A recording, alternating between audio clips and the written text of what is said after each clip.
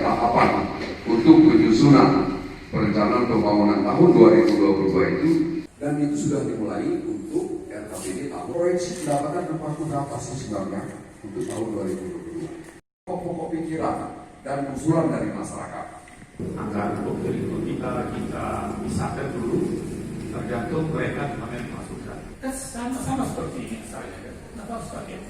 2021 program kegiatan 2021 dan selanjutnya kita mengadopsi satu aplikasi dengan impact yang diharapkan atau dampak yang diharapkan adalah sistem informasi pembangunan daerah itu yang menjadi acuan SKPK untuk bisa menginput program kegiatan prioritasnya.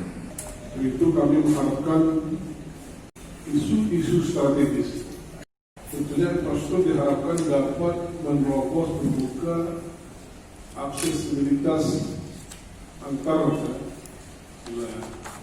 Ini mengharuskan melanjutkan program terutama pada hotel dan restoran.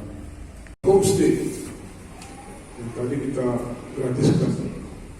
Apakah tetap kita gratiskan di 2022? Bagaimana bangkit, tumbuh dan membangkitkan kembali perekonomian masyarakat yang terdampak COVID-19.